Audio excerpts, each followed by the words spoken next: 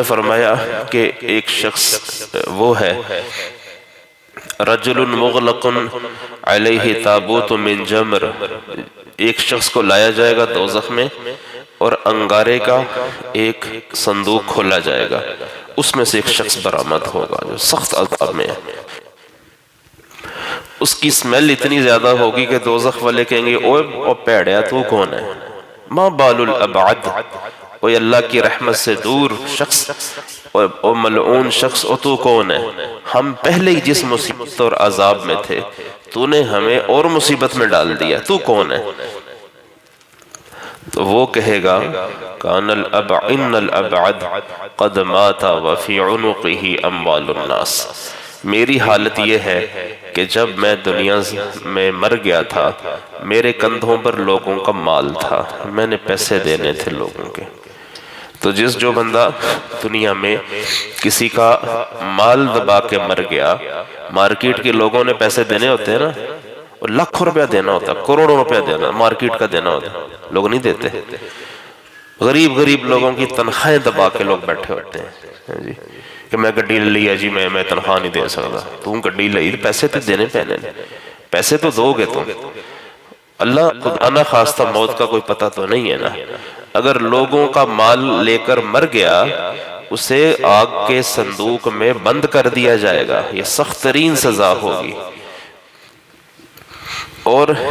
اس سزا کو دیکھ کر دوزخ والے بھی پریشان ہو جائیں گے۔ اس لیے میں لوگوں سے کہتا رہتا ہوں کہ آپ لوگوں کا مال دیں، ہماری نمازیں بھی پوری نہیں، ہمارے حقوق معاملات بھی بڑے خراب، ہماری معاشرت بھی، ہم تو ہیں ہی خرابی کے بلندے، دین کی طرف تو توجہ ہے ہی نہیں ہماری۔ کل کرا لو، ختم کرا لو، 10ویں کرا لو، چلے اور 40ویں کرا لو، بڑے شوق سے لوگ پیسہ لگاتے ہیں، ادھار اٹھا کے لوگ دیگیں پکا کے تقسیم کر رہے ہوتے ہیں، حالانکہ شریعت میں ان کی اصل ہے ہی نہیں۔ جو کرنے والے ہیں جو پتہ شریعت میں ایک چیز کی اصل ہے ہی نہیں، بنیادی نہیں ہے اس کی، ہوتے تو کوئی احکامات بھی تو ہوتے نا کہ تیسرے دن اے پڑھنا، 7ویں دن یہ پڑھنا، 10ویں دن یہ پڑھنا، 40ویں کو یہ پڑھنا، برسی میں یہ کروانا۔ حضور نے کچھ نہ کچھ تو ہدایت دی ہوتی، جس نبی نے پیشاب کرنے کا، استنجا کرنے کا طریقہ بتایا تو وہ نبی یہ نہ بتاتے، اس نبی کو یہ بھی تو بتانا چاہیے تھا، لیکن بے اصل چیز وہاں پہ کیا تھا۔ جعفر شہید ہو گئے رضی اللہ عنہ، حضور محبت کرتے تھے ابو طالب کے بچوں سے، علی سے محبت ہے، جعفر سے محبت ہے، عقیل سے محبت ہے، تو آپ جعفر سے محبت کرتے تھے۔ اور جعفر طیار کو رضی اللہ عنہ کو بھیجا ملک شام میں، ایک غزوہ موتا ہوا، غزوہ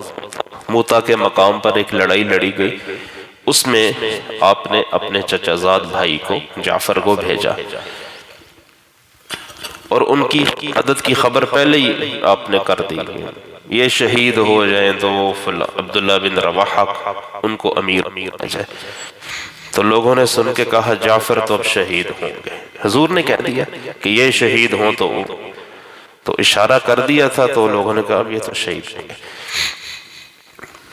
بالآخر جعفر شہید ہو گئے وہاں، اور بڑی بہادری سے لڑے، ابو طالب کے لڑکے دلیر تھے، علی بھی بہادر، علی رضی اللہ عنہ کی بہادری جن کو شیر خدا کہتے ہیں، عقیل ابن ابی طالب دلیر آدمی تھے، جعفر بن ابی طالب دلیر آدمی تھے، یہ سارے خاندان ہاشم تھا ہی دلیروں کا، خاندان ہاشم میں ہر کوئی دلیر تھا۔ تو جعفر رضی اللہ عنہ کے ہاتھ میں جھنڈا تھا، اس زمانے میں جنگوں میں جھنڈے اٹھا کے چلتے تھے، جھنڈا گر جانا یہ شکست کی علامت ہوتا تھا، تو جعفر رضی اللہ عنہ کے ہاتھ میں جھنڈا تھا، تو ایک کافر نے آ کے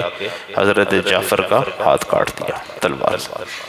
انہوں نے فوراً دوسرے ہاتھ میں جھنڈا لیا، دوسرا بھی کاٹ دیا، تو انہوں نے اپنے ٹنڈے ہاتھوں سے دونوں جو یہ براگے اس کے ساتھ سینے سے لگا لیا جھنڈا کے میں علم حضور نہیں دوں گا، تو وہ اس کو لگایا تو اس نے پیچھے سے چیر دیا، دو ٹوٹے کرنے کو، جعفر شہید ہو گئے۔ تو تو جو ہی جھنڈا گرنے لگا عبداللہ بن رواحہ آگے بڑھے اور انہوں نے جھنڈا اٹھا لیا۔ یہ سارا منظر مدینے میں بیٹھ کے حضور دیکھ رہے تھے، آپ کے سامنے چیز منکشف ہو جاتی تھی، تو آپ لوگوں کو بتا رہے تھے جعفر کا ہاتھ کٹ گیا، اس نے دوسرے ہاتھ میں جھنڈا لیا، اس نے سینے سے لگا لیا، وہ ہو گیا جعفر۔ عبداللہ بن رواحہ نے جھنڈا لے لیا، آگے بڑھا، لڑا، شہید ہوا، وہ ہو گیا جنت میں۔ تو حضور مدینہ میں بیٹھ کے صحابہ کو بتا رہے۔ تو جب حضرت جعفر، ان کی قبر بھی موتا میں ہے، ملک شام اردن کے علاقے میں ابھی بھی حضرت جعفر کی قبر مبارک بنی ہے۔ صحابہ کرام میں یہ چیز نہیں تھی اے جی ڈیڈ باڈی کار پہنچاؤ، یہ ہمارے ہاں یہ چیزیں ہیں۔ امریکہ میں بندہ مرا ہے، 5-7 دن بیچارے کو فریزر میں رکھ دیں گے، حالانکہ یہ ایسا کرنا توہین ہے میت کی، کہ میتوں کو فریزروں میں مت رکھو۔ سرد خانوں میں میتوں کو کتنے دن، یہ سی ایم ایچ میں دیکھے نہ جا کے بندہ ایویں خامخائی پریشان ہو جاتا ہے۔ کوئی ڈیڈ باڈیوں پہ ڈیڈ باڈیاں جیسے قربانی کے گوشت کے شاپر نہیں بندہ فریج میں ڈال کر، ایسے میتوں کو گھسیڑ کیوں رکھا ہوتا ہے؟ یہ میتیں ہیں، نا اہل اولاد کی میتیں کہ باپوں کی میتیں۔ وہ یہ کہا جی منڈا باہروں آ رہے ہیں، باہر سے آئے گا پھر کس نے کہا کہ حدیثوں میں تو یہ چیز آتی ہے کہ جب بندہ فوت ہو اسے فوراً قبر کے حوالے کرو، فوراً۔ ایسے جنازے بھی مدینہ میں ہوئے کہ حضور کو خبر ہی نہ دی، آپ پوچھتے رہ گئے بھئی مجھے بلا لیا ہوتا کہ نہیں حضور، آپ کے آرام میں خلل آتا، ہم نے خود ہی دفن کر دیا۔ حضور سے طریقے سیکھے تھے نا، دین سیکھا ہوا تھا، تو ہر ایک کو پتا تھا کہ بندہ فوت ہو گیا ہے، اب اس کو غسل سے دینا ہے، اس کو کفن کیسے پہنانا ہے، یہ حضور سے دین سیکھا ہوا تھا۔ ہم لوگوں نے چونکہ دین سیکھا ہوا نہیں ہے، اس لیے اگر 2 بجے بھی آتے تو مولوی صاحب کو کہا مولوی صاحب آؤ ذرا جنازہ دسیو کس طرح غسل کرنا۔ تو بھائی سیکھ لو نا، میں جب آپ لوگوں سے کہتا ہوں کہ مجھ سے آپ لوگ دین سیکھ لیں، تو اس کے باوجود بھی اگر آپ لوگ نہیں سیکھے تو میں بری ہوں بھائی اس چیز سے۔ اگر آپ لوگ نہیں میرے پاس آئیں گے، نہیں دین سیکھیں گے، نہیں مسائل پوچھیں گے تو آپ کی مرضی ہے، میرے اوپر نہیں ہے۔ پھر یہ قیامت کے دن نہ کرنا جی مولوی صاحب نے دین نہیں سکھایا، میں تمہیں آپشن دے رہا ہوں کہ سیکھ لو آگے، شوق سے سیکھا کرو۔ حضور نے تعریف کی ہے ان لوگوں کی جو دین سیکھنے والے ہیں۔ آپ نے ان خواتین کی تعریف کی، آپ نے کہا قریش کی عورتیں سب سے سمجھدار عورتیں، سب سے اچھی خواتین ہیں کہ وہ دین کے مسائل سیکھتی ہیں، پردے کے مسائل بھی آ کر سیکھتے تھے، ازدواجی تعلقات میاں بیوی کے اس کے مسائل بھی آ کر حضور اقدس صلی اللہ علیہ وسلم سے صحابہ کرام پوچھتے تھے۔ خواتین پردوں میں آ کے حضور سے پوچھا کرتی اور امہات المومنین سے پوچھا کرتی تھی مسائل آ کر۔ ہم نے ان چیزوں سے اپنے آپ کو بری و ذمہ کیا، وہ بس کہ یہ ہمیں سیکھنا نہیں۔ تو میں یہ بتا رہا تھا کہ اس زمانے میں یہ رواج نہیں تھا کہ اگر کسی جگہ فوتگی ہو گئی اجی انہوں مدینہ لے چلو، اسے نہ جنت البقیع میں دفن کریں گے، حضور جنازہ پڑھیں گے، نہیں، وفات ہوئی فوراً تدفین۔ تبھی تو صحابہ کی قبریں دنیا میں ہیں، جگہ جگہ پھیلی ہوئی ہیں کہ جہاں جو شہید ہوا وہیں دفن کر دیا۔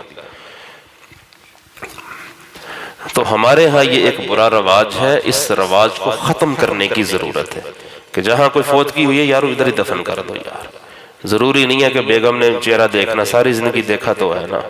بیٹیوں نے چہرہ نہیں دیکھا تو کیا ہوا، بیٹوں نے نہیں دیکھا تو ساری زندگی نہیں دیکھا تھا۔ جس چیز کی اشد ضرورت ہے وہ اس کو دو، اس کے لیے دعائے خیر کرو، مغفرت کی دعا کرو، ان کاموں میں نہیں لگنا۔ جن کاموں میں پڑھنے پڑھانے کی باری آتی ہے اس میں ہر کوئی اپنا جان چوراتا ہے کہ یار منو نہ سپارہ پڑھنا پہ جائے، یار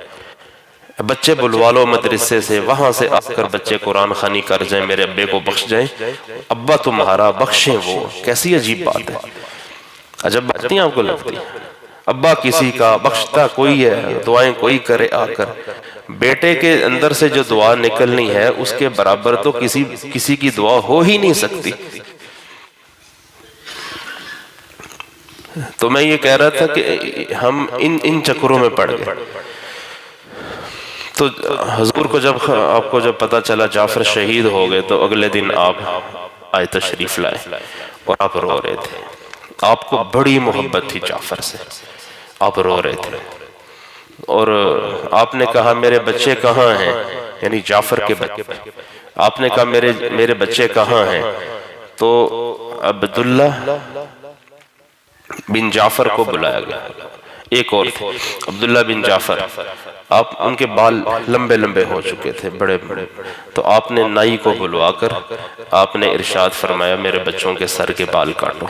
تو اس نے نا اس طرح سے ان بچوں کے بال صاف کیے۔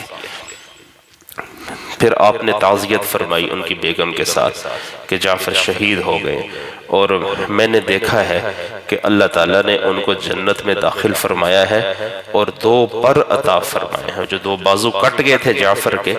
ان کے بدلے میں اللہ نے 2 پر عطا فرمائے ہیں، جس سے وہ جنت میں اڑتے پھرتے ہیں، اس لیے ان کو کہتے ہیں جعفر طیار، اڑنے والا جعفر۔ اب حکم کیا تھا؟ آپ نے لوگوں کے لیے دیگیں نہیں پکوائیں کہ جی ہون فوتگی ہوئی ہے، مہمانان نے آنا تھا، چلو روٹی تھا تسی۔ مدینے میں اعلان کیا جعفر کے گھر کھانا پکوا کے بھیجو، جعفر کے گھر میں کھانا پکواؤ، کہ ان کا خاندان، ان کی فیملی تکلیف سے گزر رہی ہے۔ 3 دن تک کھانا بھجوایا ان کے گھر میں، بے شرموں کی طرح ان کے گھر میں بیٹھ کے روٹی نہیں کھلوائی۔ اللہ کے حبیب صلی اللہ علیہ وسلم نے آسان دین ہمیں عطا فرمایا، سارے محلے کے چوڑے چمار کٹھے ہو کر وہ روٹی کھانے بیٹھ جاتے ہیں، تو دفین سے لو جی روٹی کھواؤ۔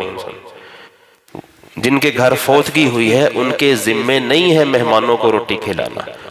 لوگوں کے ذمے ہے ان کے گھر میں کھانا بھیجو، لوگوں کے ذمے ہے کہ حضور نے فرمایا تھا کہ آل جعفر غم سے گزر رہے ہیں، لہٰذا ان کے گھر میں کھانا بھیجو۔ یہ دین تھا، اتنا ہی تھا۔ اس کے بعد تیسرے کی رسم نہیں تھی، 10ویں کی رسم نہیں تھی، 40ویں کی رسم نہیں تھی، برسیوں کی رسم